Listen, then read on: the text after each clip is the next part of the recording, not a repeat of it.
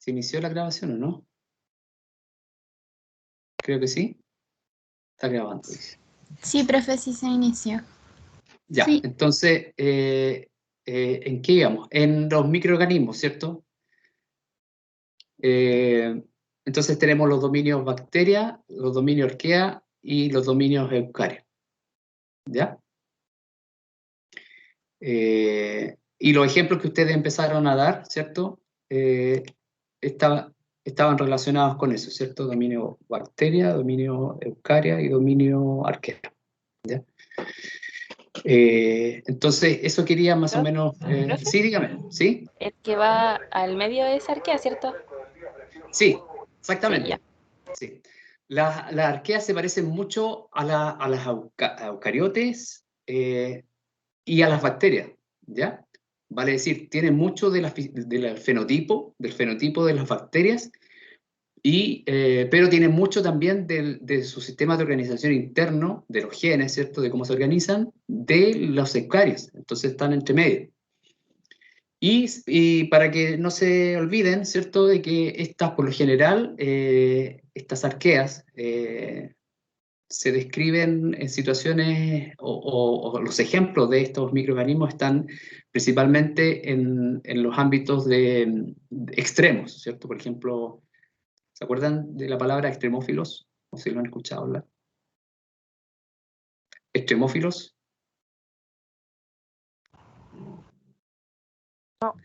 Que son básicamente microorganismos que viven en condiciones ambientales extremas, ¿ya? Pueden estar en las profundidades del mar, ¿cierto? En una fosa marina, en algún tipo de sedimento, donde hay baja presión de oxígeno, en condiciones de anaerobiosis, en condiciones de alta temperatura, en un geyser, ¿cierto? En la Antártica, etcétera. En condiciones, en los desiertos, en condiciones ambientales bastante extremas, las cuales los mesófilos o los organismos normales, por decirlo así, no están acostumbrados a vivir. Entonces tienen características también biotecnológicas muy importantes y por eso son muy preciados, ¿cierto? Porque sus enzimas o sus moléculas tienen algo que les permite vivir y por ende a esas temperaturas, por ejemplo, y por ende esas enzimas son resistentes, por ejemplo, al calor y podrían tener entonces algún tipo de aplicación biotecnológica en algún proceso biotecnológico, ¿ya? No así como, por ejemplo, los organismos mesófilos, a pesar de que sus enzimas, etcétera, también en algunos casos, si hay procesos a temperatura ambiente, por ejemplo, también entonces son interesantes de estudiar, ¿ya? De hecho, muchos microorganismos que se utilizan en la industria de los alimentos, ¿cierto? Son mesófilos, por ejemplo. Entonces, hay hongos que se utilizan en la producción de alimentos, la misma Saccharomyces cerevisiae, una levadura que se utiliza para fermentar el pan o producir el vino, la cerveza, etc. Son microorganismos que crecen a temperaturas entre 20 y 35 grados, ¿ya? Entonces, hablamos de eso para ponernos en contexto. No sé si quedó claro de qué estamos hablando, de los microorganismos. ¿Quedó claro? Sí, profe. Ya, perfecto. ¿Cómo se llamaban esos microorganismos? Soportaban altas temperaturas y todo eso. Extremófilos, Claro. pero son básicamente, algunas son arqueas y otras son entre arqueas y bacterias. La mayor parte son arqueas, pero hay ejemplos de bacterias también, ¿ya? Arqueas. Okay. Arqueas. ¿Ya? Entonces, lo que les quiero contar ahora, o sea, en el contexto, ¿cierto?, de contaminación ambiental o sistemas degradativos, es contarles un caso de un hongo, ¿cierto? Un hongo, los hongos son células eucariotas, número uno, ¿ya? Entonces, los hongos podrían ejemplificarse, por ejemplo, con el caso, si ustedes, por ejemplo, han dejado una fruta a la intemperie, ¿cierto? Y la dejan por mucho tiempo, ¿qué es lo que sucede? Que le crecen algunas cosas, ¿cierto? Como unos pelitos. Eso es moho, ¿cierto? Es moho, son hongos, exactamente. Esos pelitos son hongos, ¿cierto?, que crecen y pudren el material. ¿Ya? Podrían encontrar también las mismas setas cuando van al bosque, ¿cierto? O en el mismo pasto. Acá en Talca se da mucho en el pasto que crecen unas setas.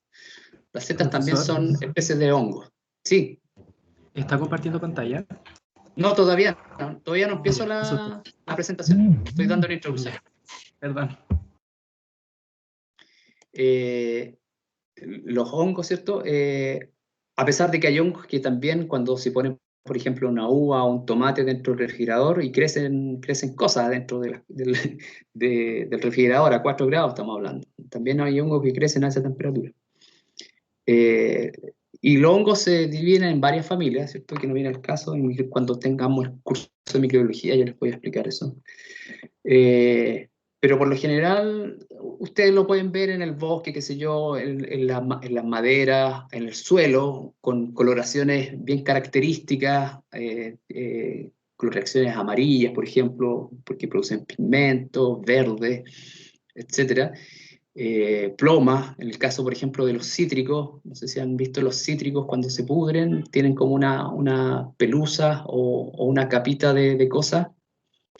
Entonces obviamente son hongos, eso que le crece. Pero se diferencian, sí, se diferencian muy bien de ¿Está las compartiendo bacterias. pantalla? No, todavía no. Ay, Un momento, espérese. ¿Ya? Entonces, yo les quiero comentar sobre eso, ¿cierto? Sobre los hongos, porque los hongos tienen capacidades degradativas muy interesantes a diferencia de las bacterias. Son mucho más potentes en degradar que las bacterias.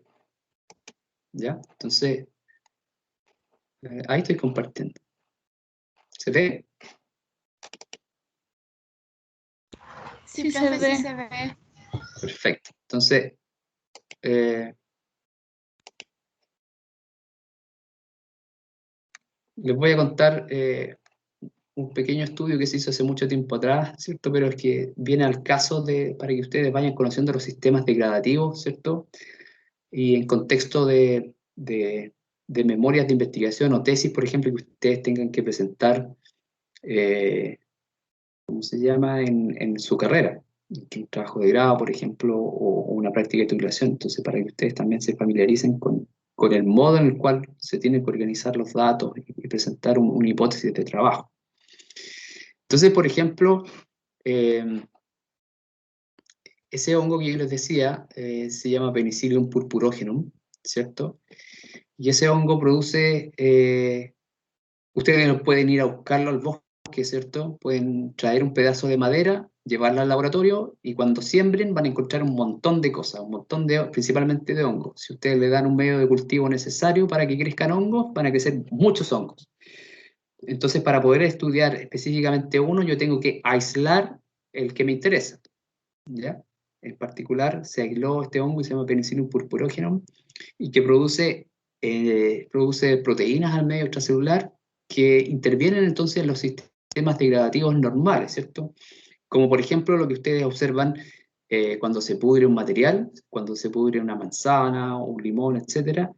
Eso es un sistema degradativo nativo, ¿cierto? Sin intervención, es lo que ocurre normalmente en la naturaleza, ¿ya? Nosotros también tenemos en nuestra piel, por ejemplo, muchos microorganismos. Algunos de ellos son benéficos, pero otros, como bien dijo su compañera por ahí, la palabra patógeno, pueden ser patógenos y pueden, a través de sus enzimas, degradar nuestro tejido, ¿cierto? Y eso va a ser, por ejemplo, materia de un curso que ustedes van a tener después en la carrera. ¿Ya? Entonces, si yo voy al bosque, ¿cierto? Yo voy a encontrar un montón de información. Ustedes ven principalmente macroestructuras, ¿cierto? Ven árboles, y árboles que se caen, árboles en pudrición, pero lo que ustedes no ven son los microorganismos que están en todas partes, ¿ya? Microorganismos que están en la madera, ¿cierto? Por sobre la corteza, dentro de los tejidos de los árboles, por sobre las hojas de los árboles, en el aire, en el suelo, dentro del suelo, asociados a las raíces de los árboles, de las plantas, por sobre el suelo, interviniendo los procesos degradativos, por ejemplo, del carbono, ¿ya? Ahí hay mucho carbono. Entonces tiene que haber, o hay microorganismos, macro y microorganismos que intervienen entonces como insectos, por ejemplo, que van interviniendo en la pudredumbre, en la pudrición o en el reciclaje del carbono, ¿ya? Ese reciclaje entonces de esas moléculas carbonadas que finalmente se devuelve a la atmósfera a través de CO2, ¿ya? Se fija el CO2 en los árboles o en las plantas, ¿cierto? Ese CO2 sirve para construir material celular y cuando se muere la planta entonces quedan esos trozos de carbono ahí dando vueltas y que sirven entonces como sustrato entonces para los microorganismos. Entonces, hay muchos microorganismos entonces en el suelo que intervienen en los procesos degradativos. Uno de ellos entonces es el Penicillium purpurogeno. ¿Ustedes conocen un poco la estructura de la madera? Para ponerlo en contexto, o de los materiales vegetales, ¿ya? Está plasmado ahí, ¿cierto? Está básicamente hecho de celulosa, hemicelulosa y lignina. La celulosa es el polímero más abundante, carbonado. No sé si ustedes conocen un poco la estructura de la celulosa.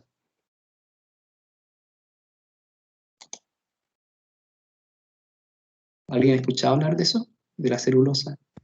¿A qué nivel se refiere? Sí, porque igual nosotros con la profe de biología nos mostró como la celulosa en un papel en vista microscópica y se veían como puros tajos, digamos así. Ya, por fibras, ciertas fibras. Pero a nivel La fibra. molecular, ¿saben de qué se trata? Esas fibras están hechas de otras moléculas, de conjunto de moléculas. ¿Saben de qué se trata? O si lo han escuchado en el colegio, por ejemplo, antes de entrar a la carrera.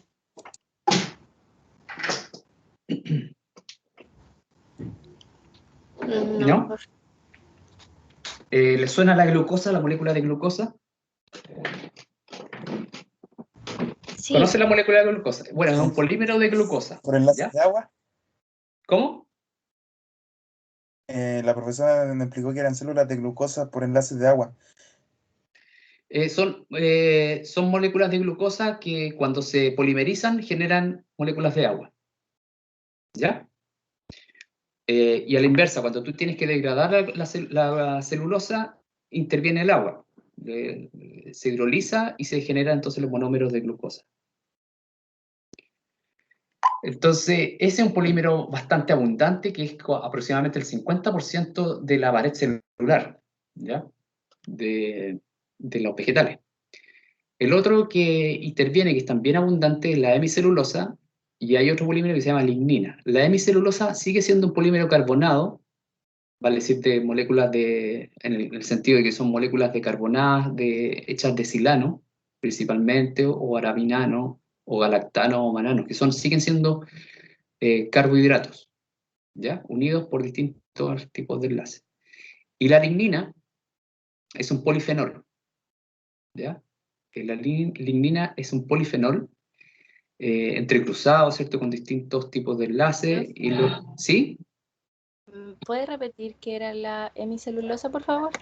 La hemicelulosa, hemi significa en la mitad, o sea, está entre la mitad, imagínense esto como un sándwich, donde está la celulosa arriba, después la hemicelulosa entre medio y la lignina en el otro lado. ¿Ya? Hemicelulosa sigue siendo un polímero que pueden ser polímeros de silano, de arabinano, de galactano o de manano, que son distintos carbohidratos, en distintas proporciones. Y estas proporciones varían, ¿ya? Varían y según el tipo de árbol. Por ejemplo, árboles como el pino va a tener un porcentaje determinado de silano, de arabinano, o abedul, qué sé yo, va a tener un porcentaje distinto de estos polímeros, ¿ya? Por eso varían estos rangos de porcentajes de polímeros y eso le da características distintas a las maderas. Van a haber maderas más duras, maderas más blandas, etcétera, según cómo se van entrecruzando estos polímeros y su composición. Y la lignina es un polifenol, ¿ya? que interactúa también con estos otros polímeros, ¿ya? Entonces, no es un carbohidrato, sino que es un polifenol. No sé si conoce la estructura del fenol o del benceno. Sí, ¿Sí? Entonces, es un alcohol que se va polimerizando con otras unidades. Ahí tienen ustedes la estructura no voy a hablar del celulosa ni de la lignina, sino que voy a hablar de la hemicelulosa en esta presentación. ¿Ya? Ahí tienen la estructura de un componente de la hemicelulosa que se llama silano. Perdón, sí, silano. Más o menos se ve así, ¿ya? Fíjense que estos son los carbohidratos. Acá hay uno, acá hay otro, que están unidos por distintos tipos de enlaces. Estos son los enlaces covalentes. Y esto supuestamente tiene un sentido, ¿cierto? Que puede ir enrollándose, por decirlo así, generando una especie de resorte, una especie de estructura terciaria, por decirlo así. ¿Ya? Y fíjense que este polímero es un polímero de silano, ¿cierto? Tiene 1, 2, 3, 4, 5 átomos de carbono, ¿cierto? Tiene los grupos de hidroxilo, etc. Algunos de ellos pueden estar sustituidos. Acá tienen un grupo de hidroxilo que está sustituido con un grupo de ácido acético o acetato, está chiquitita. Y acá tienen un hidroxilo que está sustituido por otro azúcar y un ácido, ¿cierto? Entonces, básicamente, la estructura son carbohidratos con algunas moléculas accesorias, que son las ramificaciones de este polímero, de esta estructura, ¿verdad? ¿Ya? Entonces, fíjense que teóricamente estas moléculas están ahí presentes en la madera, como formando parte de la estructura, pero la naturaleza es bastante sabia, ¿cierto? Y tiene su contraparte, que serían los microorganismos que pueden utilizar a estos residuos como fuentes de carbono y energía, ¿ya? Obviamente que este polímero entero no lo puede, entre comillas, asimilar directamente un microorganismo, ¿ya? Tiene que pasar por sistemas enzimáticos para ser degradados a unidades más sencillas. Entonces, los microorganismos, yo les mencioné hongos, pero también existen bacterias que producen al medio extracelular proteínas que son de carácter enzimático, ¿ya? Acuérdense, las proteínas son un tipo de biomoléculas que están presentes en las células que tienen determinadas funciones. Un tipo de proteína se llama enzima y intervienen entonces en el metabolismo de los organismos, en este caso del microorganismo, ¿ya? Una de esas enzimas, ¿cierto?, que se produce en el medio extracelular, porque esto se degrada afuera de la célula, en este caso de la célula del hongo, se llama endosilanasa, ¿ya?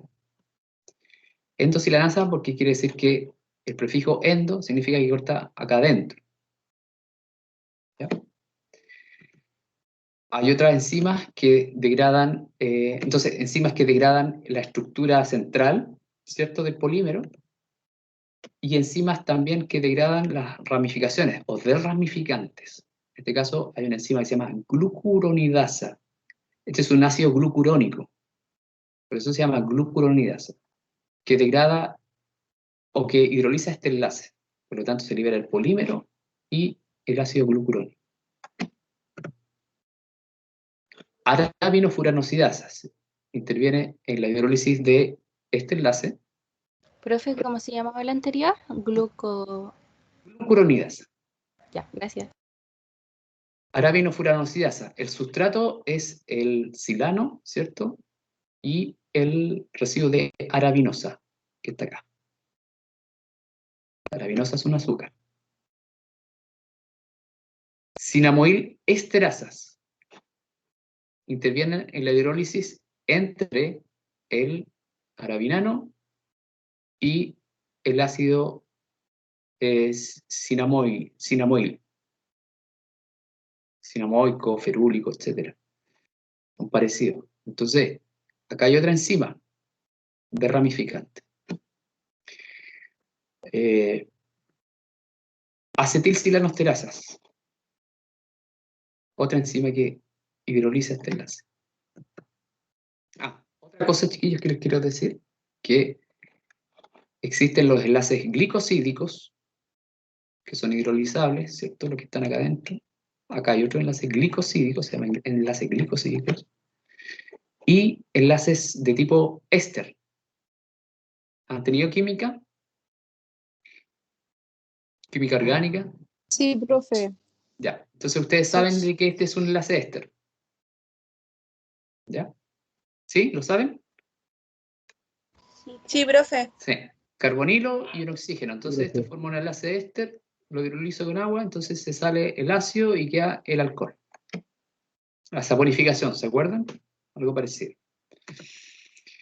Entonces, hay un conjunto de enzimas que debiese, entre comillas, tener el sistema del microorganismo para poder, entonces, acceder a este polímero y poder degradarlo. Entonces, la idea es que se rompan todo esto a unidades, cosa de que sea más fácil para el microorganismo captarlos desde el medio, a través de, por ejemplo, transportadores que estén presentes en la membrana. Este es el mismo ejemplo, ¿cierto?, del polímero silano. Ahí dice sil, unidades de silosa, silosa, silosa, silosa. Y acá están las ramificaciones. Acá están las ramificaciones ácido acético, acá hay otro ácido acético, acá hay un ácido acético formando un enlace éster formando parte del polímero lignina, ¿ya? Vale decir que hay un enlace covalente que asocia al otro polímero de lignina. Acá hay otro enlace éster que asocia arabinosa a la lignina. Mira, este es el enlace éster. Y acá hay otro, arabinosa, lignina. Acá hay otra cadena de silosa, o de silano, perdón, que a través de estas moléculas que están acá, centrales, encadena o interactúa o entrecruza, ¿cierto?, esas dos cadenas. ¿Ya? Entonces hay distintos tipos de asociaciones. Por lo general la celulosa no interviene con enlaces covalentes, sino que a través de puentes de hidrógeno. ¿Ya? Pero sí, entre la lignina y el polímero de hemicelulosa existen enlaces covalentes. Entonces, en flechas indican todas las enzimas que nosotros vimos en la diapo pasada, ¿cierto? A y B son acetilsilanosterasas, esterasas de acetilsilano. C y D, feruloil esterasas, esterasas de ácido ferúlico, son estos ácidos que están acá. E, F y G, actividades aún no caracterizadas, pero esto lleva mucho tiempo, así que esto de más que se caracteriza. Entonces, ahí tienen un hongo que es el modelo de estudio de esto, ¿cierto? Y este hongo se caracterizó y contiene esas enzimas que están ahí presentes, ¿cierto? 2-endosilanasa, una beta-celulosidasa, arabinofuraanosidasa, feruloesterasa y 2-acetilsilanosterasa 1 y 2. Entonces, un conjunto de enzimas necesarias para degradar ese polímero. Y en este caso, por ejemplo, se quiso abordar un análisis de clonamiento de genes, ¿cierto?, a través de distintas técnicas de biología molecular. ¿Ya? Entonces, ahí, por ejemplo, tienen varias técnicas necesarias para empezar a estudiar esto, ¿cierto? Purificar una enzima, que en este caso, ¿se acuerdan? AXE1, acetilsilanosterasa, para obtener nuevas secuencias peptídicas. Los péptidos, cuando se hidroliza una proteína, se generan péptidos. ¿Ya? Y cuando uno conoce la secuencia de los péptidos, uno puede obtener información sobre eso. ¿Sí? ¿Alguien quiere hablar? No, se me prendió el micrófono. Ya, no, pero cualquier cosa me pregunta. Si no entienden, por favor, alguna duda que no entiendan, profesor, no entiendo lo que es péptido, cualquier cosa, por favor, me interrumpen. Hermoso. Diseñar partidores degenerados a partir de las secuencias. Partidores degenerados significa que los partidores pueden tener distintos codones. Si es que yo no conozco la proteína, No conozco la secuencia o tengo muy poca información sobre la secuencia. Tengo que generar partidores degenerados para poder amplificar a través, por ejemplo, de una técnica de PCR, porque no tengo mucha información del genoma del microorganismo. Afortunadamente ahora podemos tener informaciones de genoma diarias, básicamente con las técnicas que tenemos de secuenciamiento de genomas.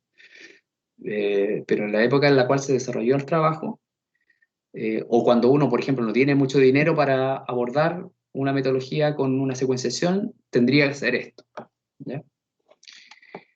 Y el objetivo específico 3 es comparar la secuencia con otras enzimas relacionadas. Vale decir, lo que se quiere obtener es la información de la secuencia del genoma que codifica para una de las enzimas que intervienen en la degradación del polímero, ¿ya? Una en particular, ¿ya? Y confirmar que el gen secuenciado codifica para la acetilcilanina. Vale decir, se tiene que declarar un objetivo que diga que la secuencia que se encontró corresponde realmente a lo que se anda buscando, ¿ya? Entonces, ¿cómo se abordó el trabajo? Vamos a la primera parte. ¿Qué es esto que está acá? ¿Alguien me podría decir a qué representa esto que está acá? Tiren ideas nomás, o sea, láncense. Acuérdense que la idea es que de esas enzimas que yo desconozco, bueno, algunas están ya descritas, pero hay una que nos interesa, que no la conocemos y queremos conocer, que interviene en el proceso degradativo y que está presente en ese hongo, ¿ya? Esa es la idea del trabajo. Entonces, para abordarla, se mostraron esos objetivos específicos. Entonces, ¿cómo empiezo la propuesta, la hipótesis de trabajo? Nos dice que existe una enzima, entonces, ¿cómo la empiezo a través de los materiales y métodos o la metodología, cómo la empiezo a caracterizar? ¿Cómo empiezo a abordar el trabajo? A través de las técnicas que dispongan en el laboratorio. Entonces, una de estas técnicas es esto que está presente en esta diapositiva. ¿Alguien me podría o tiene algún conocimiento de lo que estoy mostrando? Profesor, Dígame. ¿la unidad de medida es en nanómetros o el Sí, NM? sí. Ah, Nanómetros, abreviados NM. ya.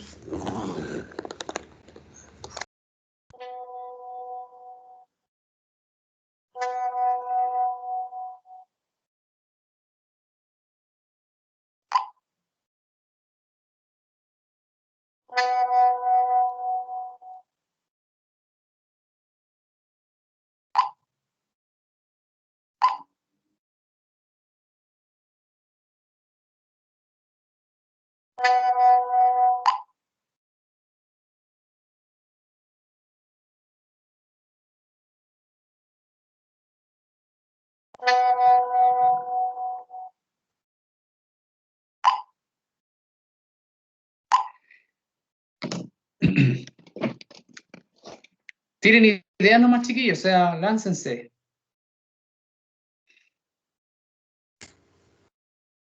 Tírense a la piscina. Es que se supone que son dos enzimas. No, es una sola, perdón. O sea, dos enzimas que son de tipo acetilcilanesterasa, pero olvídate de eso. O sea, estamos buscando una de ellas. No, es que no entiendo el gráfico.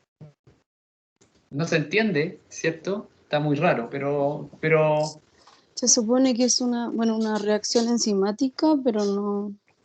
ya va por ahí, perfecto. Entonces, si yo ando buscando la enzima, ¿qué hacen las enzimas? Número 1. Degradan. Degradan, ¿cierto? En este caso degrada, pero puede hacer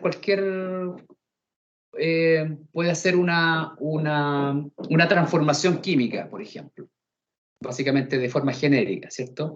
Puede agregar grupos metilo, puede desfosforilar, hay un montón de enzimas, están descritas por familia, ¿ya? Según la actividad que hacen. Entonces, ¿cómo empiezo a abordar? Si yo más o menos sé que pertenece a tal familia, que hace tal reacción, entonces, ¿qué es lo que a ustedes se les ocurre y cómo podría abordar el trabajo?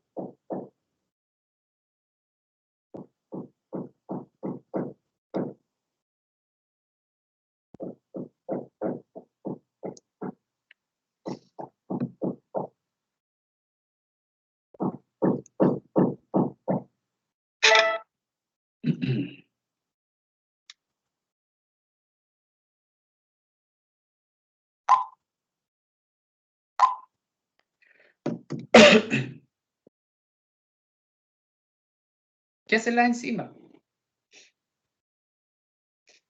Profe, ¿no puede Sí. ser la frecuencia en que degrada la enzima?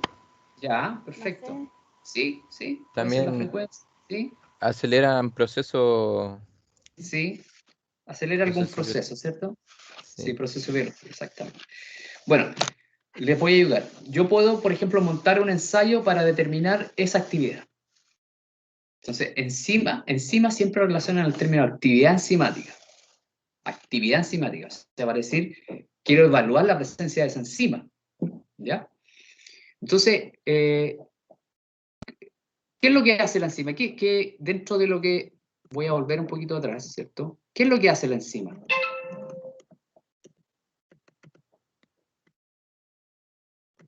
Ahí está. ¿Qué es lo que hace? Acelera procesos metabólicos. Sí, pero No ¿qué sé. hace específicamente en el silano? Hay una que degrada el centro y la Ya. otra degrada la ramificación. Ya, ¿No? pero ahí está escrito en la figura, dice acetilsilanoesterasa. ¿Qué es lo que está haciendo? Allí hace que el éster pase a ser un alcohol. Perfecto. O sea, el enlace va a hidrolizar el enlace éster, ¿cierto? Y va a liberar ácido acético del polímero. ¿Ya? Entonces, eso es lo que hace la enzima. Y eso es lo que yo tengo que buscar en el hongo. Esa actividad. Esta. Entonces, estimados, lo que muestro acá es una evaluación de qué. Vean los ejes. Del tamaño que tiene cada uno en la fracción de todo el compuesto. Ya, dice fracciones. En el eje X dice fracciones y en el eje X dice A es absorbancia. Absorbancia a 280 nanómetros, 280 nanómetros y absorbancia a 405 nanómetros. ¿Ya? Y acá el título dice perfil de erosión de la columna CMC50. ¿Han hecho cromatografía en el colegio?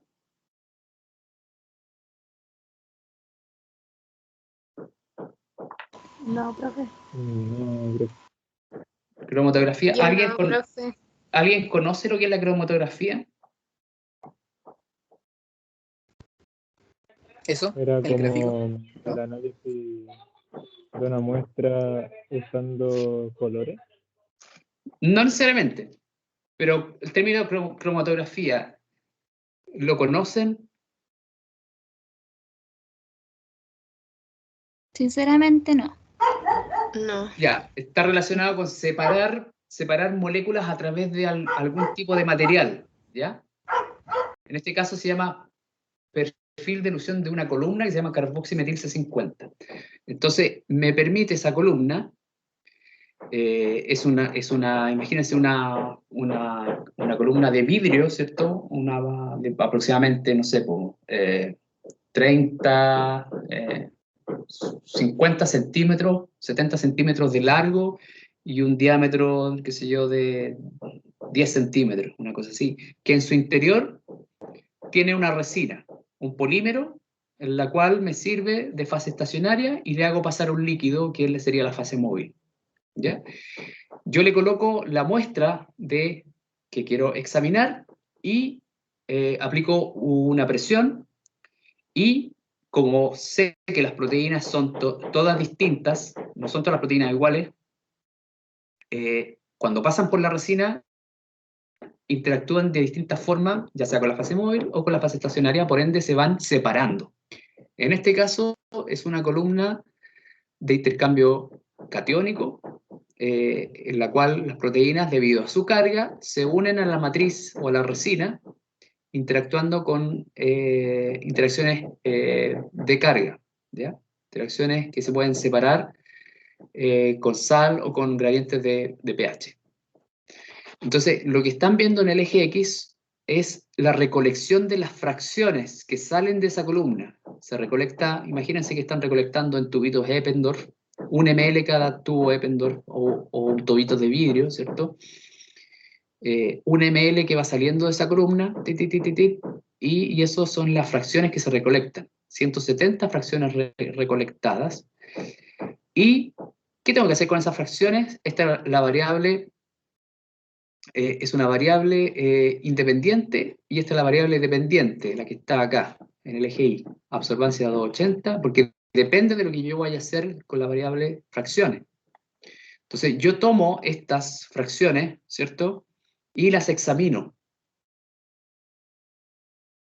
¿Ya? Examino por algo. Tengo que tener un método de examinación de esas fracciones para saber, por ejemplo, qué es lo que hay adentro. Imagínense que está recolectando un líquido como agua, ¿cierto? En este caso es un buffer transparente, que es básicamente solución acuosa, y yo necesito saber lo que está saliendo de esa columna. ¿Ya? Entonces, necesito averiguar, tengo que tener un método para averiguar qué hay ahí adentro. Entonces, lo hago a través de, en este caso es la espectrofotometría. ¿Conocen los espectrofotómetros? ¿En química lo vieron?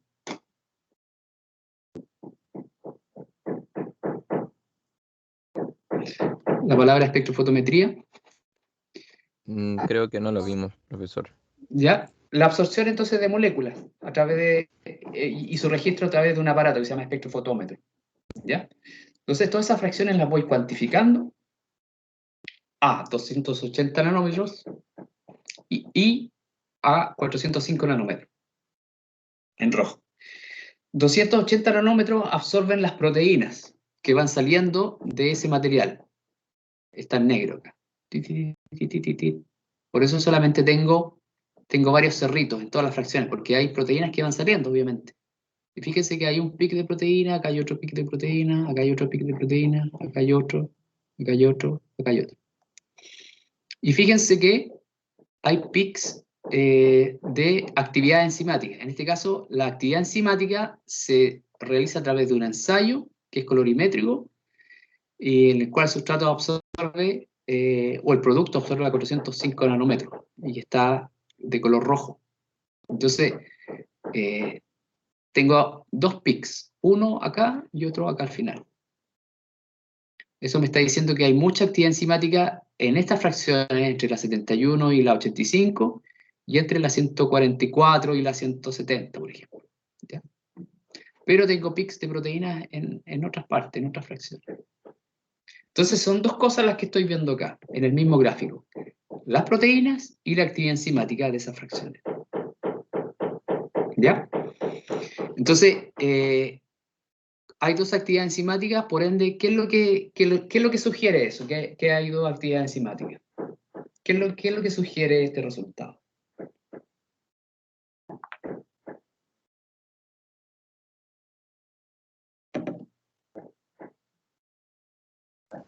¿Donde hay mayor actividad enzimática? ¿Ya? Pero un poquito más atrás, ¿qué sugiere? Sí, una que se observa que hay mayor actividad enzimática, ¿cierto? Que otra. Pero otra cosa, un poquito más genérica.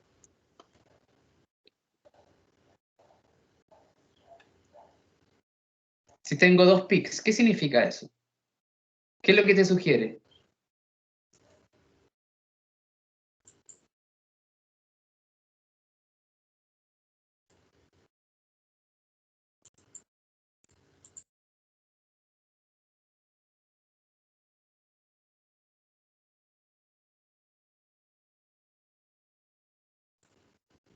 Que hay mayor no sé cómo se llama la palabra. No, pero un poquito más atrás. Si tengo dos pics, ¿qué significa eso? Dos pics de actividad enzimática. ¿Qué te sugiere eso?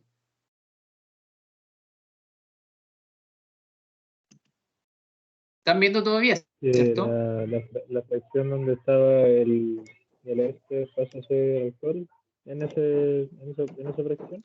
Disculpa, sabes que no te puedo escuchar bien. Si quieres, escribe.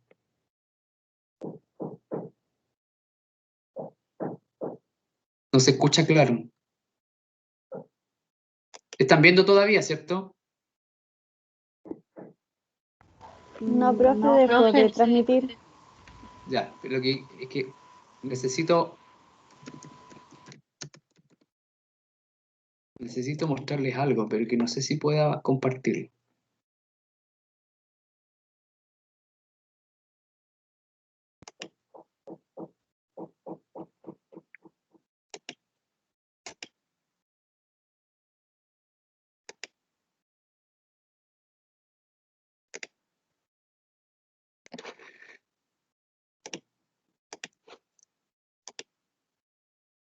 Voy a hacer una interrupción. No sé si se vaya a ver, ¿eh? La otra vez intentamos con los compañeros. ¿Están viendo, cierto? Sí, sí, profe. Ya. Sí, profe. Sí, profe. Ahora profe. escuchar, no sé si van a escuchar, pero básicamente esa es una columna cromatográfica. Esa la están probando, ¿no? Todavía no se está realizando el experimento. Entonces, es una columna de vidrio en la cual tiene una resina y fíjense que se le agrega una líquido, ¿cierto? No se tiene que secar esta resina. Y ahí van agregándole líquido. Están preparando la columna, ¿ya? Esto se llama preparación de columna antes de aplicar la muestra. Entonces la idea es que tú aplicas la muestra, pasa por acá, ¿cierto? Y se van separando las moléculas. Esa es más o menos la idea. Y, escucha, lamentablemente no tengo el video acá a mano, pero yo quería mostrarles las fracciones que se recolectaban. Entonces, son tubitos en el fondo en el cual se recolectan, ahí están, como esos tubitos que están ahí, ¿cierto? Menos mal que lo pillé. Entonces, esa es la columna, lo que sale, ¿cierto? Y ahí tienen varios tubitos, en este caso, bastante cantidad que se está recolectando en este ejemplo, pero por lo general es un ml que se recolecta en una gradilla. Imagínate 170 tubitos de esto recolectados. Obviamente que no se hace a mano, ¿ah? Esto se hace está automatizado, hay sistemas más modernos, hay presiones, hay bombas peristálticas que intervienen en el... uno básicamente deja esto solito y se va a trabajar y esto corre, qué sé yo, por 24 horas y se recolectan las fracciones. Está todo automatizado. ¿Ya? Pero quería mostrarles para que quedara claro.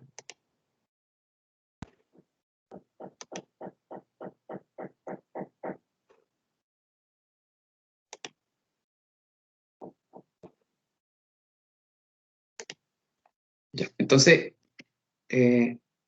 esas son las fracciones. Entonces, lo que me dice esto, que hay dos actividades enzimáticas, por ende, podría sugerir de que hay dos enzimas involucradas. Tan simple como eso. Enzima 1, que sale entre esta fracción, y enzima 2. Una, obviamente, que tiene mayor actividad que la otra, en las condiciones de ensayo. ¿Ya? Y también hay hartas proteínas acá, pero hay hartas proteínas, varias, no es una proteína, son varias. ¿Ya? Lo otro que solamente me infiere esto, de que podría ser una proteína, pero pueden ser varias que migran que salen en esas fracciones, ¿ya? Pero simplificando, podría ser una y acá está la otra.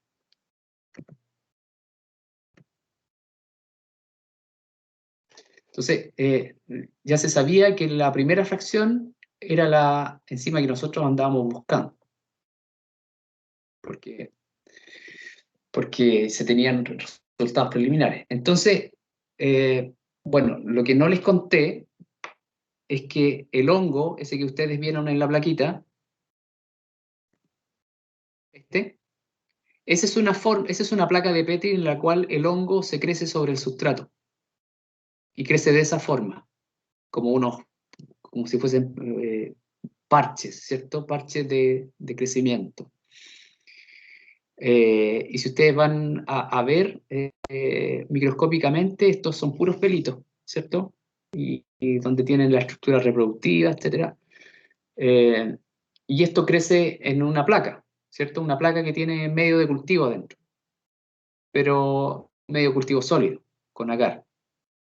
Eso es una forma de crecer y tiene ese fenotipo, pero ustedes pueden crecerlo también en un cultivo líquido, en un matraz. ¿Ya? Entonces, lo que hicimos nosotros fue crecer esto en un matraz, en un cultivo líquido, y abordar la purificación de las enzimas. No nos interesa el micelio, nos interesa la parte extracelular. Por ende, se tiene que, de alguna forma, filtrar o eliminar el micelio o la célula. ¿Ya? Entonces, de aquí en adelante, o para abordar el trabajo, se hace una purificación, ¿cierto?, en la cual no necesitamos la biomasa, sino que son la parte extracelular. ¿Ya? Entonces se abordó la purificación de una enzima entre varias. El hongo produce muchas enzimas, pero tenemos que solamente tener una sola, que es la que nos interesa. Y para eso se hace una purificación en la cual tiene distintos pasos. Uno de esos pasos es la concentración del medio de cultivo por ultrafiltración, porque teníamos 6 litros y nosotros tenemos que llegar, imagínense, trabajar con 6 litros es muy complicado. Entonces, afortunadamente hay sistemas que permiten concentrar ese volumen de 6 litros a 200 ml o menos, ¿ya? Porque es mucho mejor trabajar con volúmenes pequeños.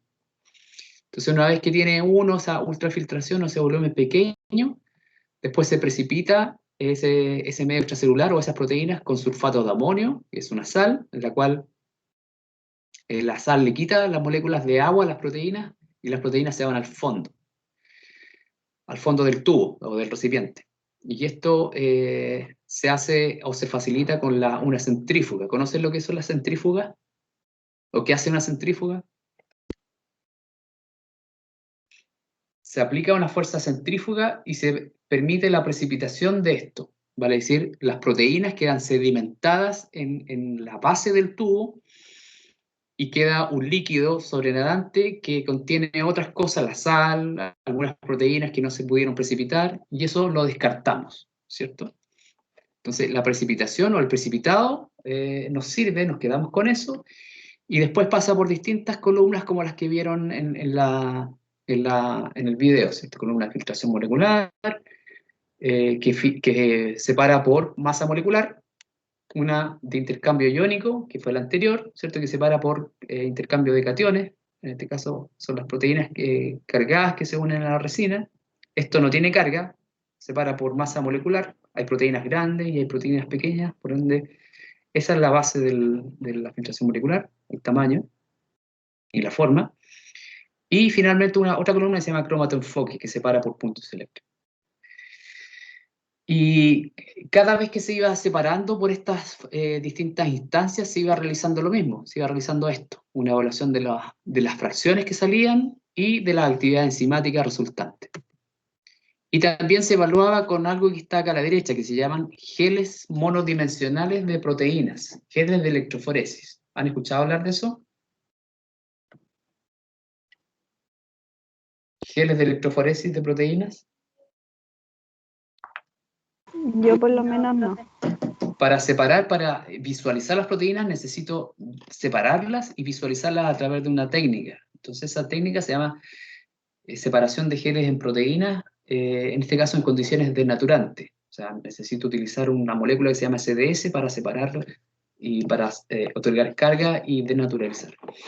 Y para visualizar, le agrego azul de Kumasi y por eso se tiñe en una determinada coloración azul. Entonces, esta es una comparación de dos carriles. En el carril 1 se aplica un estándar de masa molecular, proteínas de masa conocida, y en el carril 2 resultado de esta última purificación, y fíjense que se ve una sola banda que corresponde a la enzima que nosotros andamos buscando y se llama acetilcianosterasa. Ahora fíjense que este carril tiene distintas proteínas, 14, 20, 24, 29, 36, 45, 66 kilodalton. Así se evalúan las masas de las proteínas en kilodalton. Y nuestra proteína, entonces, tiene una masa que va entre 45 y 66 kilodalton, y está ahí. ¿Ya?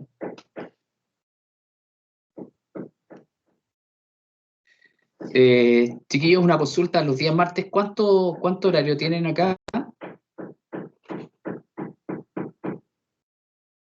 ¿Cuánto horario ocupan? Para saber cuál. ¿Sí? Doble aquí. Sí, ¿Perdón? hasta las 4:30. Hasta las 4:30. Para hacer una pausa. Quiero hacer una pausa. Sí, quiero hacer una pausa ahora. Sí. ¿Ya? Para que no quede un archivo tan grande.